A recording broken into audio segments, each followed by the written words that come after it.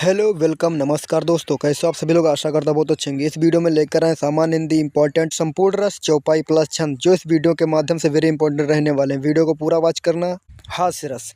हास्य रस का स्थायी भाव हास होता है।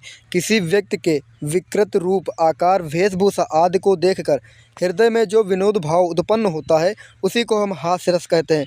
उदाहरण है हमारा, हाथी जैसा देह, गेंडे जैसी चाल, तरबूजे सी खोपड़ी, तरबूजे से गाल। करुण रस। करुण रस का स्थायी भाव शोक होता है। जब किसी प्रिय वस्तु या व्यक्ति की हानि, मृत्यु या किसी दुखद घटना के कारण हृदय में जो शोक का भाव उत्पन्न होता है, उसे हम करुण रस कहते हैं। उदाहरण है हमारा, ए मेरे वतन के लोगों, जरा आँख में भर लो पानी, जो शहीद हुए हैं उनकी जरा याद करो कुर्बानी। जब घायल हुआ हिमालय, खतरे में पड़ी आज़ादी, जब तक थी सांस लड़े वो फिर अपनी लाश बिछा दी। श्रृंगार रस। यह रस नायक नायिका के प्रेम, आकर्षण के सौंदर्य का वर्णन करता है। जब नायक और नायिका के बीच प्रेम का भाव, विभाव, अनुभव और संचारी भावों के संयोग से रूप रस में प्रकट होता है, तो उसे श्रृंगार रस कहते हैं। इसके दो भेद होते हैं, संयोग रस एवं वियोग रस। संयोग रस, जब नायक और नायिका के मिलने का वर्णन होता है तो उसे संयोग रस कहते हैं। उदाहरण है हमारा, बतरस लालच लाल की मुरली धरी लुकाए, सौह धरे भौहन हंसे, देह कहे नट जाए। वियोग रस है हमारा, जब किसी नायक और नायिका के बिछड़े या विरह का वर्णन होता है तो उसे संयोग रस कहते हैं। उदाहरण है हमारा, उल मुझे मत मारो, मैं अबला बाला वियोगनी, कुछ तो दया विचारो। वीर रस है हमारा, वीर रस का स्थायी भाव उत्साह होता है। शुद्ध अथवा किसी कार्य को करने के लिए हृदय में जो उत्साह भाव जागृत होता है, उसे हम वीर रस कहते हैं। उदाहरण है हमारा, बुंदेल हर बोलों के मुँह से हमने सुनी कहानी थी, खूब लड़ी मर्दानी वा तो झांसे वाली रानी थी। रूपक अलंकार, जब उपमेय और उपमान में कोई अंतर ना दिखाई दे, वहाँ रूपक अलंकार होता है। अथवा जब उपमेय में उपमान का भेद रहित आरोप हो, वहाँ रूपक अलंकार होता है। उदाहरण है हमारा, चरण कमल बंदो हरि राय। स्पष्टीकरण, इस वाक्य में मुख्य उपमेय पर चंद्रमा यानी शशि उपमान का आरोप होता है। उपमा अलंकार, जब उपमेय की तुलना उपमान से की जाए, वहाँ उपमा अलंकार होता है। उपमेय जिसकी तुलना की जाए, उपमान जिससे तुलना की जाए। उदाहरण है हमारा, पीपर पात सरिस मंडोला।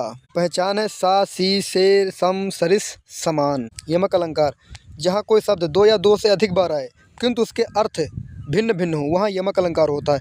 उदाहरण है हमारा, सोना कितना सोना। यहाँ जो सोना शब्द है वो दो बार प्रयोग हुआ है। छंद, यह अर्ध सम्मात्रक छंद है जिसमें 4 पंक्तियाँ होती हैं। इसके पहले तथा तीसरे चरण में 13-13 मात्राएँ और दूसरे तथा चौथे चरण में 11-11 मात्राएं होती हैं। जैसे हमारा यहाँ उदाहरण है, गुरु गोविंद दियो खड़े, काके लागों पाए, बलिहारी गुरु आपने, गोविंद दियो बताए। तो इसके पहले चरण में 13 मात्राएं तथा दूसरे चरण में 11 मात्राएं और फिर तीसरे चरण में 13 मात्राएं, फिर 11 मात्राएं होती हैं।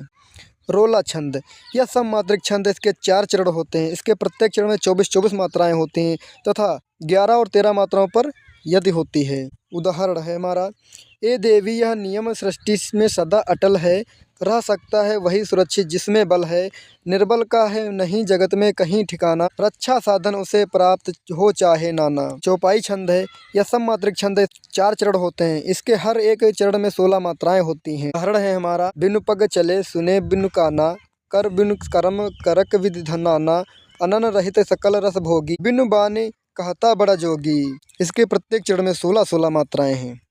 भावार्थ, वह ब्रह्मा बिना ही पैर के चलता है, बिना ही कान के सुनता है, बिना ही हाथ के नाना प्रकार के काम करता है, बिना मुँह के सारे रसों का आनंद लेता है और बिना वाणी के बहुत योग्य वक्ता है। सुरठा, यह दोहे का उल्टा होता है। यह एक अर्थ सम्मात्रक छंद है। इसमें 4 चरण होते हैं। इसके पहले और तीसरे चरण में 11-11 मात्राएं तथा दूसरे तथा चौथे चरण में 13-13 मात्राएं होती हैं। उदाहरण है हमारा, जो सुमरत सिद्धि होय, गणनायक करिवर बदन, करहु अनुग्रह सोय, बुद्धि रस सब गुण सुदन। इसके पहले और तीसरे चरण में 11 मात्राएं तथा दूसरे तथा चौथे चरण में 13-13 मात्राएं होती हैं। अगर आपको मेरा वीडियो पसंद आया तो वीडियो को लाइक प्लस चैनल को सब्सक्राइब कर देना। मिलते हैं नेक्स्ट वीडियो में, तब तक के लिए जय हिंद।